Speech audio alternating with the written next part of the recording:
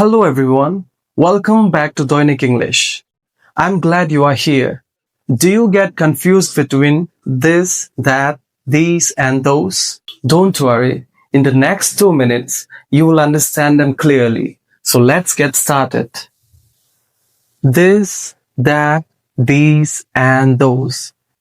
এই শব্দবোৰ কোনো নিৰ্দিষ্ট ব্যক্তি, বস্তু, জন্তু বা ঠাই দেখুৱাবলৈ ব্যৱহাৰ কৰা হয়। গতিকে বলক আমি ইন ডিটেইল চাওঁ। This মানে এই, অৰ্থাৎ আমাৰ ওচৰত থকা এটা বস্তু বা এজন ব্যক্তিক দেখুৱাবলৈ আমি this ব্যৱহাৰ কৰোঁ। For example, this is a book. এইখন এখন কিতাপ। What is this? এইখন কি? This is a book. এইখন এখন কিতাপ। So যেতিয়া যিকোনো এটা বস্তু আপোনাৰ ওচৰত থাকে, এই বস্তুটো দেখুৱাবলৈ আমি this use কৰোঁ। So ওচৰত থকা এটা বস্তু দেখুৱাবৰ কাৰণে আমি this ব্যৱহাৰ কৰোঁ। Okay? Next, this is a pen. এইটো এটা কলম। What is this? এইটো কি? This is a pen. এইটো এটা কলম। কলম কেইটা আছে? এটা। ক'ত আছে? আপোনাৰ ওচৰত বা মোৰ ওচৰত। যেতিয়া এটা কলম আমাৰ ওচৰত থাকে, এই কলমটো দেখুৱাবলৈ আমি কি ইউজ কৰিম? This. This is a pen. Okay? Next example. This is my bag. Whose bag is this? এইটো কাৰ বেগ? This is my bag. So ওচৰত থকা এটা বস্তু বা এজন ব্যক্তিক দেখুৱাবলৈ আমি this wordটো ইউজ কৰোঁ। Okay? Next, that. That মানে সেই, অৰ্থাৎ আমাৰ পৰা দূৰত থকা এটা বস্তু বা এজন ব্যক্তিক দেখুৱাবলৈ আমি that ইউজ কৰোঁ। For example, that is a tree. সেইটো এটা গছ। What is that? সেইটো কি? That is a tree. So সেই গছজোপা আপোনাৰ পৰা দূৰত আছে। So যেতিয়া যিকোনো এটা বস্তু বা এজন ব্যক্তি আপোনাৰ পৰা দূৰত থাকিব, okay? So সেই দূৰত থকা ব্যক্তিজনক বা সেই বস্তুটোক দেখুৱাবলৈ আমি that use কৰোঁ। So next example, that is a bus. সেইখন এখন বাছ। বাছ এখনেই আছে আৰু দূৰত আছে। Okay?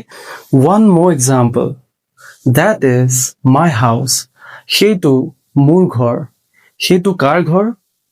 That is my house.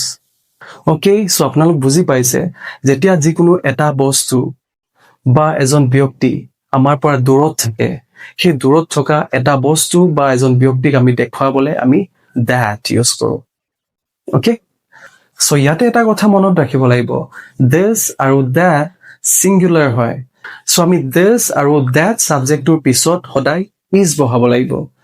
This is, that is. Okay, now let's move on to the next. These.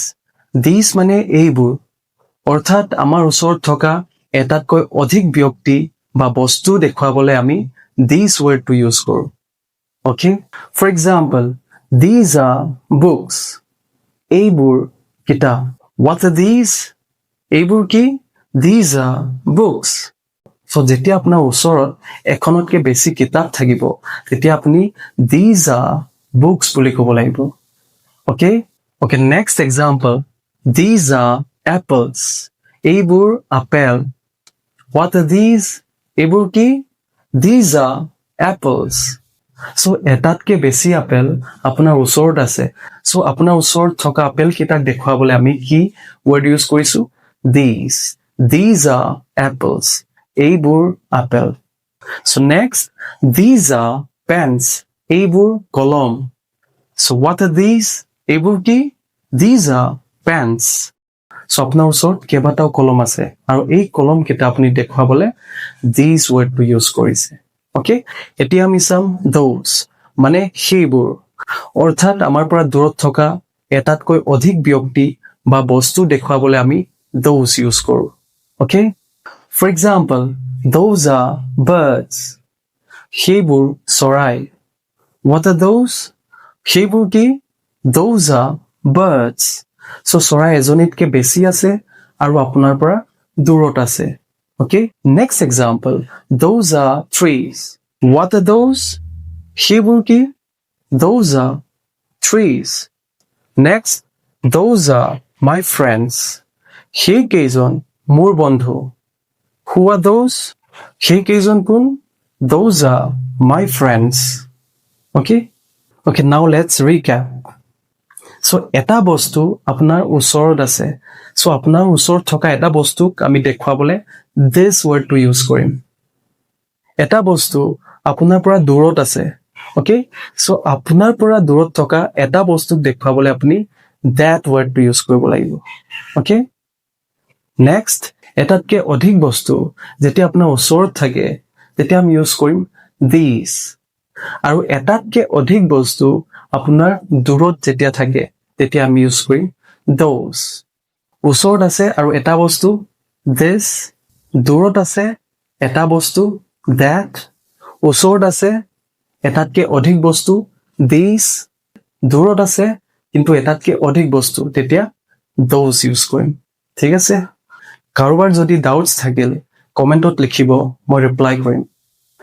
যদি আপোনালোকৰ ভিডিঅ'টো ভাল লাগে লাইক কৰিব, ছাবস্ক্ৰাইব কৰিব আৰু শ্বেয়াৰ কৰি দিব. Thank U.